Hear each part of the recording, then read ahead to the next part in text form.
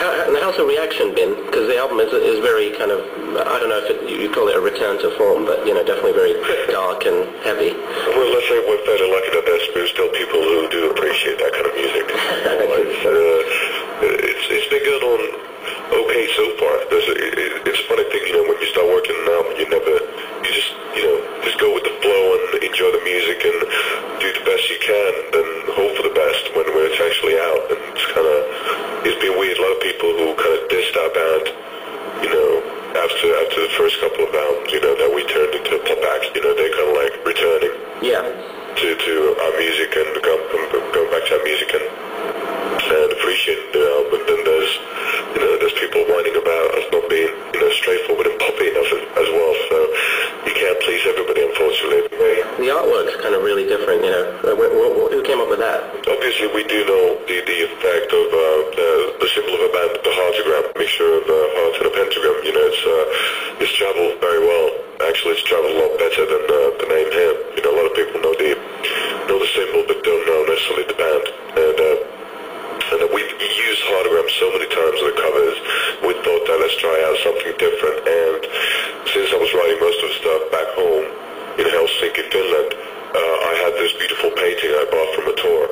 We were on, maybe about 2 years ago, we were touring the States, and had a day off, and I was walking around the French Quarter in New Orleans, and I just, you know, passed that gallery, and that picture was there hanging on the wall, and I just fell in love with it and bought it. And ever since that, you know, it's been hanging on my living room wall, and that's the place where I write all the songs. You know, all the songs start. So basically, underneath the kind of like watchful eye of that particular lady, the whole Venus tune was written. So it just felt a necessary visual part. Yeah. Creating the whole album. So it's just, you know, it just felt good, felt different, and it's very intriguing. Yeah. So we're going to play Kiss of Dawn, and we'll be back right after this. Alright, and we're back with Ville. Is it true that there's a rumor going around that you're co-writing the theme for the next James Bond?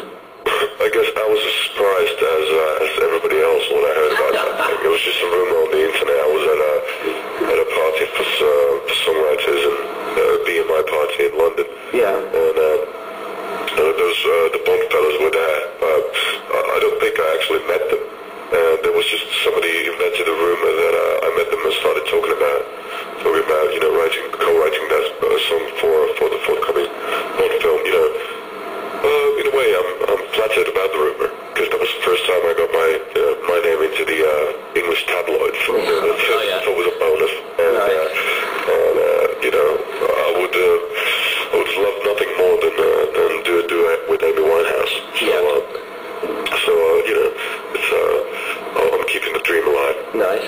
So you really know you've made it when you're in the English tabloids, right? Yeah, that's basically, you know, since I've been like 8 years old, you know, that's been my main goal. And now I feel so empty inside.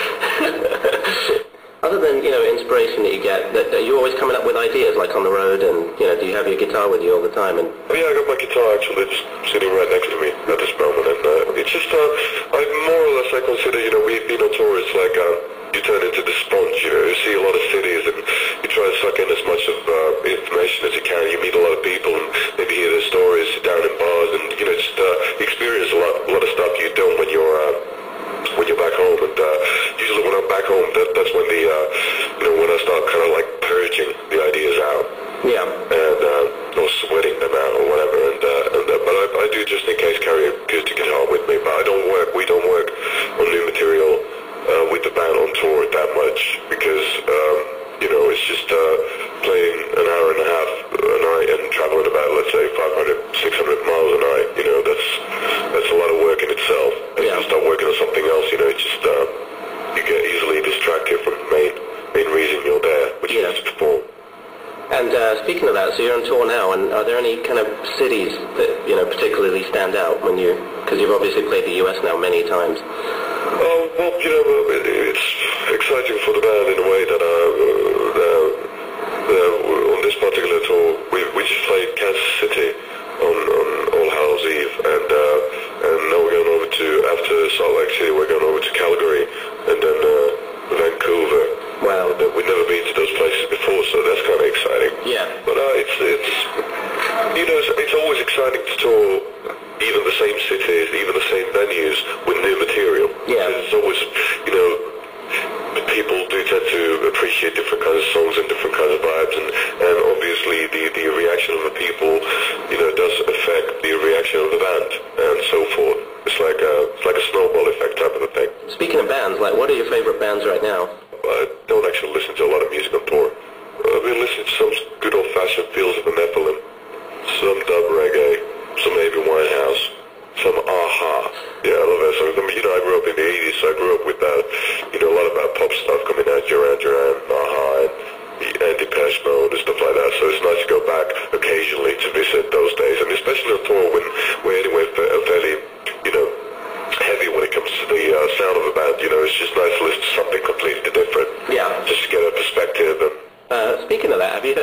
heard of Habbo. It's pretty big in Finland, I believe.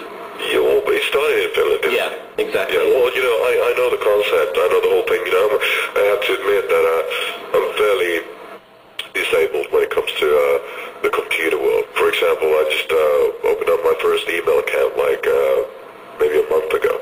Wow. How do you balance, like, after now it's been so many years? I mean, do you see it as a job now, or you know, the creative process? I guess that's a matter of attitude. I've always loved deadlines. The thing I love about music is that the music biz, so to speak, is that A, you get to meet a lot of very intriguing characters, and B, you know, you get to be involved not just with music but with the visual aspect of it. You know, designing cover artwork and the videos and stuff like that. And that's very fascinating. I'm not good when it comes to visual arts, but I'm very intrigued by them. So it's a constant journey towards greater knowledge. It never has felt that it would be something that we have to do. So it's more like a passion and a hobby turned into something that actually does pay the bills. But I'm definitely not complaining. I never had a choice, I started playing music when I was around 8 years old and never done anything else besides this, so it's hard for me to compare how it would be. Speaking of rock and roll accents, now you've had so much time on the road. Are there any really cool rock and roll stories that you'd like to share? I've got plenty of rock and roll stories, but it's like I guess just read. I guess that there was, for example, Slash just released an autobiography, and if you read any biographies on a rock and roller, I guess they're pretty much the same. We all go through the same stuff more or less. It's normally as a musician you start fairly early. You maybe drop out of school at one point just to pursue your career in creative arts, and so your knowledge on basic 9-to-5 life is non-existent, and you don't get a lot of money, but you get paid in beer. Yeah. So that obviously tends to take some of your focus away from a lot of stuff. Plus, we're nocturnal animals, because we play gigs at night and travel during the night, so we sleep most of the days and wake up fairly late and stuff like that. So it's very weird, very different way of existing. Great. Well, we're going to play another song from your album, Venus Doom. This is the title track, Venus Doom. Oh, we're back. I guess we had a few questions from the Habbos, but really they're curious also as to what other instruments you play. Do you just play guitar or anything else? I'm not particularly good at playing any instruments, but the first instrument I started playing was bass, and then I started playing drums, and so I know my way around. Back in the day, I was able to read music, and I played jazz, and I played Dixieland, and I played reggae, and I played heavy metal, and everything in between. It's just music itself is it's very rewarding, at least to me.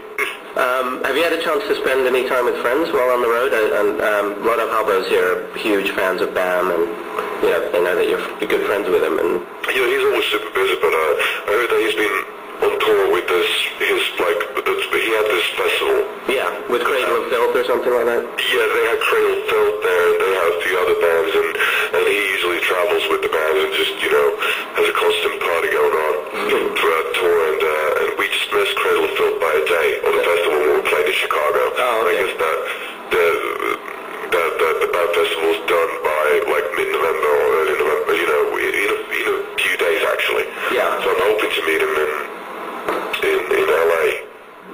Just want to thank you so much for spending time with us in Habbo, and hope you'll be back soon. Great pleasure indeed.